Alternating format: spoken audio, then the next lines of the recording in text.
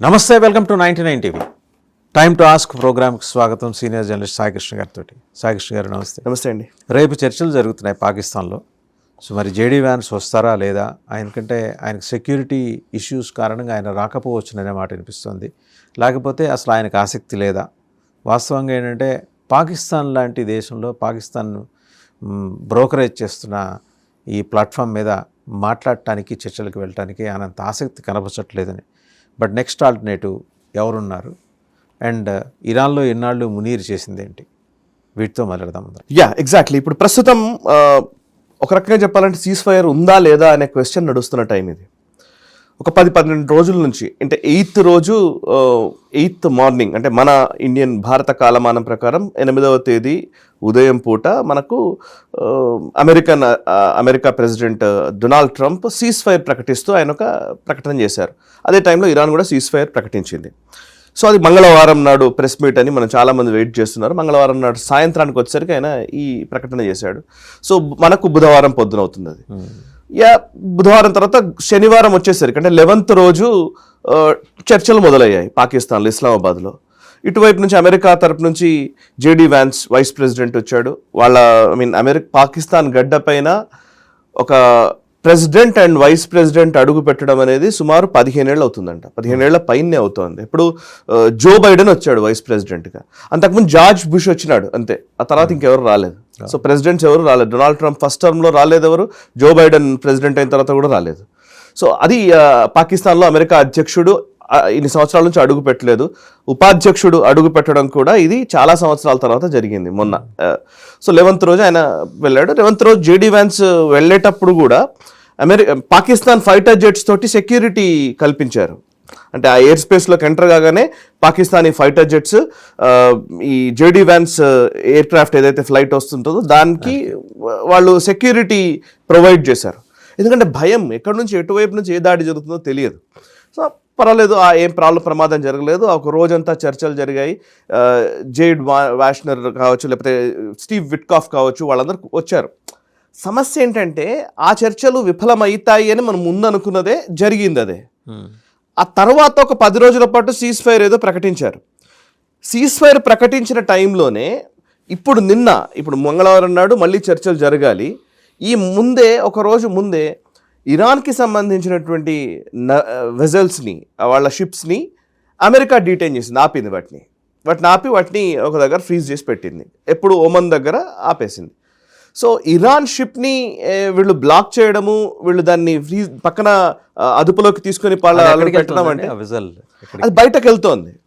చైనాకి సంబంధించినటువంటి వెజల్, అది చైనాకి వెళ్తున్నటువంటి ఆయిల్ షిప్మెంట్ తీసుకెళ్తున్నటువంటి వెజల్. సో దాన్ని ఆపేశారు. ఇక్కడ సమస్య ఏంటంటే ఒకవైపు సీజ్ ఫైర్ నడుస్తున్నప్పుడు ఇంకోవైపు అమెరికా ఇరాన్ వెజల్ని ఆపేసరికి ఇప్పుడు ఇరాన్ మళ్ళీ దాడులకు పూనుకుంటోంది. సో ఇరాన్ ఆల్రెడీ వాళ్ళ నుంచి అధికారిక ప్రకటన ఏంటి అని అంటే, మేము చర్చలకు రాబోము అని చెప్తున్నారు వాళ్ళు. ఈ 2వ దఫా జరుగుతున్నటువంటి ఈ చర్చలకి మేము రాము అని వాళ్ళు తెగేసి చెప్పారు. అండ్ అది కాక మీరు ఇలా చేయడం, సీజ్ ఫైర్ అని చెప్పిన తర్వాత మీరు హార్ముజ్ని బ్లాక్ చేయమని చెప్పి, ఇదే డొనాల్డ్ ట్రంప్ మొన్ననే ట్వీట్ చేశాడు కదా, హార్ముజ్ని మేము పూర్తిగా ఓపెన్ చేస్తున్నామని. చైనా ఇవాళ చాలా సంతోషపడుతుంది, ఎందుకంటే చైనాకు సంబంధించినటువంటి వెజల్స్ ఇవన్నీ పోతాయి, చైనా చాలా సంతోషపడుతుంది, షీ జిన్పింగ్ నాకు టైట్ హగ్ ఇస్తాడు అని చెప్పారు కదా. ట్వీట్ చేశాడు కదా, నాకు టైట్ హగ్ కోసం ఎదురు చూస్తున్నాను నేను అన్నట్టుగా. సో చైనా పెద్ద పట్టించుకోలేదు, ఇగ్నోర్ చేసింది. చైనా నుంచి ఏం రెస్పాన్స్ లేదు, చైనాకి వెళ్ళే వెజల్ని ఆపేశారు. సో ఇప్పుడు అంటే ఏంటంటే డొనాల్డ్ ట్రంప్ తన ఈగోని ఎక్కడో ఆపుకోలేకపోతున్నాడు, తను ఏం చేయలేని అశక్తతలో ఉన్నాడు. ఎట్ ద సేమ్ టైం ఆ అశక్తతని బయటకు చూపించకుండా, లేదు మేము ఇరాన్ మీద పై చేయి సాధించాము అని చెప్పడం కోసం ఇలాంటి ప్రయత్నాలు జరుగుతూ ఉంటాయి. ఇంతకుముందు ఐరిస్ దేరా మీద అటాక్ జరిగిన విధానం కావచ్చు, ఇప్పుడు ఇది కావచ్చు. సో కొంచెం అవకాశం దొరికినా అమెరికా వదలదు. యాక్చువల్లీ ఇక్కడ పాయింట్ ఏంటంటే, యుద్ధంలో ధర్మయుద్ధం అంటూ ఉంటారు. నిజానికి ధర్మయుద్ధం ఎవరూ చేయరు, ఓకే. అమెరికా అసలు చేయదు, ఇది అర్థమవుతుంది అది. సో అమెరికా అసలు చేయదు. ఇప్పుడు ఇవాళ నిజంగానే సీజ్ ఫైర్ అని చెప్పినప్పుడు మరి సీజ్ ఫైర్ నువ్వు అమలు పరచాలి కదా. అసలు అన్ని దేశాలకు సంబంధించిన షిప్మెంట్స్ ఫ్రీగా మూవ్ అవ్వాలి అన్నప్పుడు నువ్వు అసలు హార్ముజ్ని బ్లాక్ చేస్తాను అనడమే ఫస్ట్ తప్పు. అసలు బేసికల్లీ అమెరికాకి రెస్పాన్సిబిలిటీ ఎక్కువ ఇరాన్ కంటే కూడా. ఇరాన్ మీద ఎవరు చూడరు, ఇరాన్ ఏం చేస్తుందనేది చూడరు. ఇరాన్కు ఉన్నటువంటి పరిమిత వనరులు, పరిమిత సామర్థ్యము, పరిమితమైనటువంటి కొన్ని అంశాలు వాళ్ళకు ఉంటాయి. వాళ్ళ మీద శాంక్షన్స్ చేశారు, వాళ్ళని కట్టడి చేశారు, వాళ్ళకి సంబంధించి వాళ్ళ మీద దాడులు చేశారు. చనిపోయిన వ్యక్తుల లిస్ట్ ఉందండి. అసలు ఇరాన్లో 2,000 మంది చనిపోయారంట. 2,000 మెంబర్స్ చనిపోయారని అధికారికంగా నెంబర్స్ చెప్తున్నాయి. 26,000 మంది పైగా గాయపడ్డారట.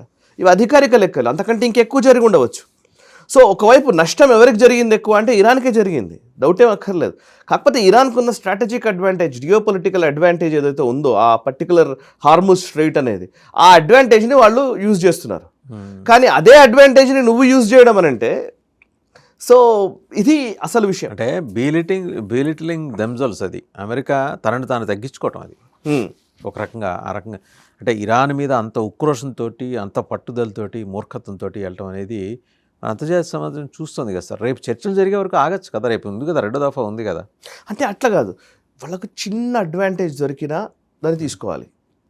అంటే ఇప్పుడు ఏంటంటే రేపు చర్చలకు వచ్చే, అంటే బేసికల్లీ ఇరాన్ని వాళ్ళ మెడలు వంచడం సాధ్యపడట్లేదు అమెరికాకి. ఎలా మెడలు వంచాలి అని అంటే కనుక ఏదో ఒకటి చేసి ఇరాన్ నెగోషియేషన్ టేబుల్ ముందుకు వచ్చి తల దించుకొని ఎస్ మేము ఒప్పుకుంటున్నామని షరతులకు ఒప్పుకొని సంతకం పెట్టేస్తే, సో ఇది నా విజయం అని చెప్పేసి డొనాల్డ్ ట్రంప్ దాన్ని అమెరికా ప్రజల ముందు పెట్టాలని అనుకుంటున్నాడు. అసలు ఎలా తల వంచుతుంది ఇరాన్ అని ఆయన అనుకుంటున్నాడు. ఇప్పటిదాకా జరిగిన సంఘటనలు చూసేనైనా బుద్ధి తెచ్చుకోవాలి కదా. కానీ డొనాల్డ్ ట్రంప్ కదా, అంతకుమించి మనం ఏం మాట్లాడలేం. డొనాల్డ్ ట్రంప్, వేరే ఆప్షన్ లేదు. సో మిగతా వాళ్ళంటే వేరు, కానీ డొనాల్డ్ ట్రంప్ వేరు కదా, ఆయన దైవదూత కదా, ఆయనే దేవుడు కదా. పాసిబిలిటీస్ ఏంటి సార్? రేపు ఒకవేళ మళ్ళీ రేపు ఇరాన్ వైపు నుంచి అబ్బాస్ అరాక్చి, తర్వాత వాళ్ళ స్పీకర్, కొంచెం ఆయన స్పీకర్ ఫెరోషియస్ మ్యాన్ లాగా ఉన్నాడు ఆయన రేపు కొంచెం అగ్రెసివ్ స్టాండ్ తీసుకొని మాట్లాడచ్చు. పైగా అబ్బాస్ అరాక్చి మాట్లాడిన దాన్ని ఆయన డెప్యూటీ ఖండించడం ఆ మరుసటి రోజు, ఇవన్నీ మనం చూస్తున్నాం కదా. అంటే వాళ్ళలో కూడా అంతర్గతంగా విభేదాలు వచ్చినాయి. అంటే ఇప్పుడు ఇక్కడ కూడా ఆర్జీసీకి ఇరాన్ గవర్నమెంట్కి మధ్య విభేదాలు వచ్చినాయి. డెఫినెట్లీ ఇప్పుడు దాని మీద కూడా నడుస్తోంది. ఏంటి అంటే మన భారతీయ వెజల్స్ రెండింటి మీద ఫైరింగ్ జరిగింది. మన భారతీయ వెజల్స్ మీద ఫైరింగ్ జరిగేసి ముందు దాని మీద ఆడియో రికార్డింగ్స్ అవి బయటకు వచ్చాయి. యాక్చువల్లీ మన నేవీ, మన మర్చెంట్ నేవీకి సంబంధించినటువంటి వాళ్ళు క్యాప్టెన్స్కి వాళ్ళకి మధ్య జరిగిన సంభాషణ ఒకటి ఆడియో రిలీజ్ అయింది. అదేంటంటే అది చూసిన తర్వాతనే అనిపించింది ఏంటంటే మనం భారత ప్రభుత్వం చాలా సీరియస్గా రియాక్ట్ అయింది. భారత ప్రభుత్వం ఇక్కడ ఉన్నటువంటి అంబాసిడర్కి, ఇరాన్ అంబాసిడర్కి అండ్ వాళ్ళకి పిలిపించి మాట్లాడాము, చాలా సీరియస్గానే వాళ్ళకు చెప్పాము. ఇక్కడ మీరు ఇరాన్ ప్రభుత్వంతో మేము మంచిగా ఉన్నాము, మేము పాజిటివ్గా వ్యవహరిస్తున్నాము, సో అట్లాంటిది మా వెజల్స్ మీద ఇట్లా ఫైరింగ్ చేయడం ఏంటి అని చెప్పి గట్టిగా మాట్లాడాము. వాళ్ళు కూడా ఏదో వివరణ ఇచ్చారని చెప్పి మనకు తెలుస్తోంది. అయితే ఇక్కడే అసలు విషయం మీరు అన్నది కరెక్ట్. యాక్చువల్లీ ఎక్కడ కనబడుతోందంటే పొలిటికల్ లీడర్షిప్ తీసుకునే నిర్ణయాలకి గ్రౌండ్లో పనిచేసేటువంటి ఐఆర్జీసీ లేకపోతే నేవీ వాళ్ళకి మధ్య ఎక్కడో కమ్యూనికేషన్ గ్యాప్ ఉందా అనే ప్రశ్న నడుస్తోంది.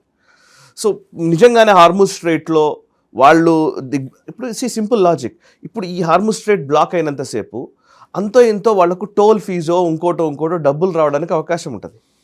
ఇప్పుడు చర్చలు పైన చేసుకున్నారు అనుకోండి, ఈ వీళ్ళ చేతివాటం తగ్గిపోతుంది కదా, అంతే. సో అది కూడా ఆలోచించవచ్చు. సో మనం పరిగణలోకి తీసుకోవాలి. ఎప్పుడైనా విపత్కర పరిస్థితి వచ్చినప్పుడు చాలా దారుణంగా కింద స్థాయిలో కొన్ని అవినీతి కార్యక్రమాలు ఇవి జరుగుతూ ఉంటాయి, దాన్ని ఆపలేం మనం. బట్ ఇప్పుడు ఇక్కడ ఈ పర్టికులర్ దాంట్లో ఏంటంటే పొలిటికల్ లీడర్షిప్కి అండ్ వాళ్ళ ఐఆర్జీసీకి మధ్య విభేదాలు ఉన్నాయా అనే చర్చ కూడా నడుస్తోంది. ఇంకొక పాయింట్ ఏంటంటే అసలు పాకిస్తాన్కి లాస్ట్ టైం వీళ్ళు చర్చలకు వెళ్ళినప్పుడే అసలు మీరు వెళ్ళకూడదు అని చెప్పి ఐఆర్జీసీ నుంచి విపరీతమైన ఒత్తిడి వచ్చింది. అవును, విపరీతమైన ఒత్తిడి వచ్చింది. ఆయన వీళ్ళని వెళ్ళకూడదు అని చెప్పారు. అయినప్పటికీ మనం వెళ్ళకుంటే అంటే డిప్లొమాట్స్గానే ఆలోచిస్తారు. పొలిటికల్ లీడర్షిప్ ఎట్లా ఆలోచిస్తుంది, ఆ దేశానికి ప్రపంచ దేశాల నుంచి వచ్చేటువంటి ఒక స్పందనలు వాటి మీద కూడా దృష్టి సారించాల్సి వస్తుంది కదా. 360 degrees చూస్తారు కదా. సో వాళ్ళు అందుకోసం వాళ్ళు పాకిస్తాన్కి వెళ్ళారు. మనం ఆయనను ఇప్పుడు మన మహాభారతంలో పెట్టాడు, ఆయనను వెళ్ళి రావాలి హస్తినకు అని. అది ఓడిపోతారని తెలుసు, అక్కడ చర్చలు ఫలించవని తెలుసు, వాడు ఒప్పుకోవడం తెలుసు, బట్ స్టిల్ మనం వెళ్ళలేదన్న అపప్రద ఉండకూడదు కదా. న్యాచురల్ గానే సంధి ఎప్పుడు అట్లాగే జరుగుతాయి, నెగోషియేషన్. సో ఫస్ట్ అటెంప్ట్లో వాళ్ళు అందుకే వెళ్ళగలిగారు. ఈసారి మాత్రం ఫస్ట్ అటెంప్ట్లో మీరు వెళ్ళారు కానీ చూసారా ఎంత ఇది చేశారో. అమెరికా అదే అగ్రెషన్ చూపిస్తూ వచ్చింది. సో వాళ్ళు ఏదైతే అనుకుంటున్నారో వాటిని మన మీద బుల్డోజ్ చేయాలనుకుంటున్నారు, వి షుడ్ నాట్ గో అనే ఒక నిర్ణయానికి ఇరాన్ ప్రభుత్వం వచ్చింది. ఇప్పుడు సో వాళ్ళు అందుకే ఆ స్టేట్మెంట్ ఇచ్చారు, పాకిస్తాన్ మేము వెళ్ళము అని చెప్తున్నారు. ఇంకొక పాయింట్ ప్రభుత్వమే ఇస్తుంది అది. ఇప్పుడు ఇచ్చిన స్టేట్మెంట్ గాలిబాఫ్ వాళ్ళ నుంచి వస్తుంది, ప్రభుత్వం నుంచి వస్తున్న స్టేట్మెంట్. ఇంకొక పాయింట్ ఉంది ఇక్కడ, పాకిస్తాన్ ఎవరు నమ్మరు. దట్ ప్రాబ్లమ్ ఈజ్ పాకిస్తాన్ మనం అనుకుంటున్నాం. ఇప్పుడు మీరు చూడండి, మధ్యవర్తిగా వ్యవహరించేటువంటి వ్యక్తి ఒకవైపు ఉన్నట్టుగా కనిపించకూడదు, రైట్? ఇక్కడ ఏం చేశారు, మొన్న అసీం మునీర్ ఉన్నాడు. అసీం మునీర్ ఇరాన్ అధ్యక్షుడు వచ్చినప్పుడు ఒకలాగా, అమెరికాకు సంబంధించినటువంటి డెలిగేషన్ వచ్చినప్పుడు ఒక, ఇరాన్ రిప్రజెంటేషన్ వస్తున్నప్పుడు ఒకలాగా, అండ్ అమెరికా వాళ్ళు వస్తున్నప్పుడు ఒకలాగా బిహేవ్ చేశారనేది కనిపించింది. ఆర్మీ దుస్తుల్లో ఒకసారి కనిపించాడు, ఇంకోసారి సూట్లు వేసుకొని బయటకు వచ్చాడు. రెండో అంశం ఏంటంటే, అండ్ పాకిస్తాన్ విషయంలోనే ఇప్పుడు పాకిస్తాన్ డొనాల్డ్ ట్రంప్ ఒక మెసేజ్ పెట్టాడు, ట్రూత్ సోషల్లో ఒక పోస్ట్ చేశాడు. ఏమని, చాలా గొప్ప వాళ్ళు వీళ్ళు, Asim Munir and field marshal, the best field marshal అన్నట్టు ఏదో అట్లాంటి మీనింగ్ వచ్చేలాగానే పెట్టాడు. అండ్ షహబాజ్ షరీఫ్ని అండ్ అసీం మునీర్ని పొగుడుతూ ఒక మెసేజ్ పెట్టగానే దానికి విపరీతమైనటువంటి, ఎట్లాంటి అసలు విపరీతమైన కృతజ్ఞతా భావాన్ని కలిగి షహబాజ్ షరీఫ్ దానికి రిప్లై ఇచ్చాడు. Thank you very much president, అసలు మీరు చెప్తా, మీరే మా ప్రెసిడెంట్ అన్నట్టుగా మాట్లాడాడు షహబాజ్ షరీఫ్. ఓ దేశ ప్రధానిగా ఆయన బిహేవ్ చేయలేదు. అది ఆయన పెట్టిందా, లేకపోతే అది కూడా అక్కడి నుంచి వైట్ హౌస్ నుంచి ఎవరైనా కావచ్చు, ఏదైనా ఇప్పుడు బయట చూడడానికి. ఇప్పుడు ఇరాన్ ఏమనుకుంటది అంటే, అమెరికా అధ్యక్షుడు నువ్వు పొగిడితే నీకు చాలా గొప్పగా కనబడుతుంది, వాడికి గులాంగిరి చేస్తున్నావు. విశ్వసించాలి ఇరాన్ అసలు పాకిస్తాన్ ఎందుకు విశ్వసించాలి? ఎగ్జాక్ట్లీ, ఇప్పుడు అదే క్వశ్చన్ నడుస్తోంది. అసలు పాకిస్తాన్ ద్వంద్వ వైఖరి మీద ఇవాళ క్వశ్చన్స్ రేజ్ అవుతున్నాయి. పాకిస్తాన్ నిజంగా మధ్యవర్తిగా వ్యవహరించట్లేదు వాళ్ళు, అందుకే వాళ్ళని ఏమంటున్నారంటే వాళ్ళు జస్ట్ మీడియేట్ చేస్తున్నారు అని అంటున్నారు. మీడియేట్ అంటే కమ్యూనికేటర్ ఒక రకంగా చెప్పాలంటే. ఇటువైపు ఏం చెప్పారో దాన్ని ఇటువైపు కమ్యూనికేట్ చేయడము, ఇటువైపు ఏం చెప్పారో దాన్ని ఇటువైపు కమ్యూనికేట్ చేయడం, జస్ట్ కమ్యూనికేట్ చేయడానికి మాత్రమే వీళ్ళు పనిచేస్తున్నారు. మనం ముందు కూడా మాట్లాడాం, పాకిస్తాన్ చర్చలకు ఇస్లామాబాద్ వేదిక కాబోతుంది అని అన్నప్పుడు అసలు ఫస్ట్ జరగాల్సింది ఏంటి, రెండు దేశాల మధ్య ఒక సుహృద్భావ వాతావరణాన్ని బిల్డ్ చేయడానికి పాకిస్తాన్ ఏం ప్రయత్నం చేసింది? Nothing, zero. అసలు బేసికల్లీ ఇప్పుడు దాడులు జరుగుతున్నా, ఇంకోటి ఏదైనా జరుగుతున్నా, వీళ్ళకైనా వాళ్ళకైనా ఒక పాజిటివిటీని బిల్డ్ చేయడానికి పాకిస్తాన్ ఏమైనా ఒక చిన్న పనన్నా చేయగలిగిందా? ఏమీ చేయలేదు. అండ్ ఇంకోటి, ఇప్పుడు వాళ్ళ జేడీ వ్యాన్స్ ఏంటంటే ఆయనకు సెక్యూరిటీ ఇష్యూస్ ఉన్నాయంట పాకిస్తాన్కి రావాలంటే.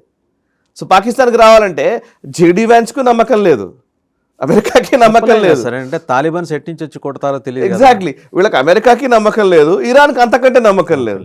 సో ఇంక చర్చలు ఎలా జరుగుతాయి, ఎలా ఇది సఫలమవుతాయి? అండ్ అమెరికా డొనాల్డ్ ట్రంప్ ఏముంది, అసీం మునీర్ లేకపోతే వీళ్ళను రెండు పొగడతలు పొగిడేసేసి అయిపోతుంది, ఇక్కడ ఇరాన్ పని పడదామని చెప్పేసి ఆయన ట్రై చేస్తున్నాడు. సో ఒక కాంప్లికేటెడ్ సిచ్యువేషన్లో మనం ఉన్నాము. దీనికి ఒక క్లారిటీ రావడం అనేది అంత ఈజీగా అయితే కనిపించట్లేదు. సో ఎస్, అఫ్ కోర్స్ మనం ప్రత్యామ్నాయాలు చూసుకోవాల్సిందే, ఆ ప్రత్యామ్నాయ ఏర్పాట్లు మనం ఆపకుండా కంటిన్యూస్గా చేసుకోవాల్సిందే. ఇది ఫాస్ట్గా ఇది సమస్య పోతుందని అనుకోవడానికి వీల్లేదు. అండ్ ఇంకొక దారుణమైన విషయం ఏంటంటే, ఇప్పుడు మనం ఇంతకుముందు మాట్లాడాం, వాళ్ళ జెరాల్డ్ ఫోర్డ్ ఎయిర్ క్రాఫ్ట్ క్యారియర్లో, అమెరికాకు సంబంధించిన ఎయిర్ క్రాఫ్ట్ క్యారియర్లో టాయిలెట్ల సమస్యతో ఇబ్బంది పడుతున్నారు, దాన్ని రిటర్న్ పంపించేశారు కదా. సో ఇప్పుడు అబ్రహాం లింకన్లో తినడానికి తిండి లేదంట, వాళ్ళు లేఖలు రాద్దామంటే పోస్టల్ సర్వీసెస్ని ఆపేశారట. ఎందుకు ఆపేశారు అనేది పెద్ద క్వశ్చన్ ఇప్పుడు. అంటే మామూలుగా ఎయిర్ క్రాఫ్ట్ క్యారియర్లో పనిచేసేటువంటి సిబ్బంది వాళ్ళ ఇంటి వాళ్ళకి లెటర్స్ రాసుకోవచ్చు, వాళ్ళ ఇంట్లో నుంచి వాళ్ళ ఫ్యామిలీ మెంబర్స్ ఏదైనా వీళ్ళకి కావాల్సిన వస్తువులు ఏమైనా ఉంటే వాళ్ళు పంపించవచ్చు. ఇట్లా పోస్టల్ సర్వీసెస్ ఉంటాయి. సో వాళ్ళు కావాలంటే ఏదైనా కొరియర్లో పంపిస్తారు. ఫర్ ఎగ్జాంపుల్ లైక్ వాళ్ళకి ఏమైనా బాగా తినాలనిపించే ఏదైనా ఉందనుకోండి, దాన్ని వాళ్ళు వంటకం చేసి పంపించవచ్చు, 1 డేలో దాన్ని డెలివర్ చేసేలాగా ఏదో ఒక సిస్టమ్ ఉంటుంది. బట్ దెర్ ఆర్ రిస్ట్రిక్షన్స్ కదా సార్,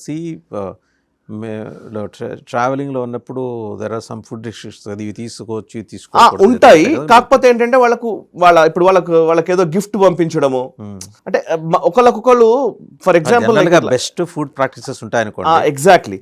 ఇప్పుడు ఏమవుతుందంట అంటే, ఇప్పుడు అబ్రహాం లింకన్ లో ఆ ఎయిర్ క్రాఫ్ట్ క్యారియర్ లో నిన్ననే వచ్చిన వార్త, అది సడన్ గా గుర్తొచ్చింది. అది యాక్చువల్ దాంట్లో ఉన్నది ఏంటంటే, వాళ్ళకు చాలా తక్కువ ఫుడ్ పెడుతున్నారట, అండ్ వాళ్ళకు క్వాలిటీతో కూడినటువంటి హైజీన్ ఫుడ్ దొరకట్లేదట. ఆ హైజీనిటీ మెయింటైన్ చేయడం కష్టంగా ఉంది. ఎందుకంటే నెలల తరబడి వాళ్ళు సముద్రం మీదనే ఉన్నారు, నెలల తరబడి ఉన్నారు. వాళ్ళు ఉండాలి కదా సార్, ఫుడ్ రిజర్వ్స్ ఉండాలి కదా వాళ్ళకి. ఆ ఫుడ్ రిజర్వ్స్ లేవు ఒకటి. ఆ ఫుడ్ రిజర్వ్స్లో రెస్ట్రిక్షన్స్ వచ్చాయట, విపరీతంగా రెస్ట్రిక్షన్స్ తీసుకొచ్చారట.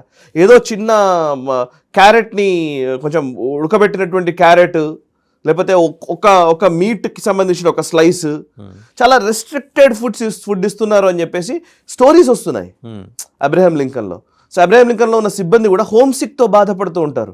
వాళ్ళు ఏంటిది అంటే సముద్రంలో నెలల తరబడి ఒక దగ్గరనే ఉండి వాళ్ళు అటాక్ ఎప్పుడు చేస్తారో తెలియదు, ఆ సేమ్ ఆపరేషన్ సేమ్ థింగ్, మనం అటాక్ చేయాలా లేదా తెలియదు, కైండ్ ఆఫ్ మొనాటనీ వచ్చేసి ఉంటుంది. అండ్ అది కాక లీడర్షిప్, అమెరికన్ లీడర్షిప్ లో ఉన్నటువంటి ఒక రకమైనటువంటి కన్ఫ్యూజన్.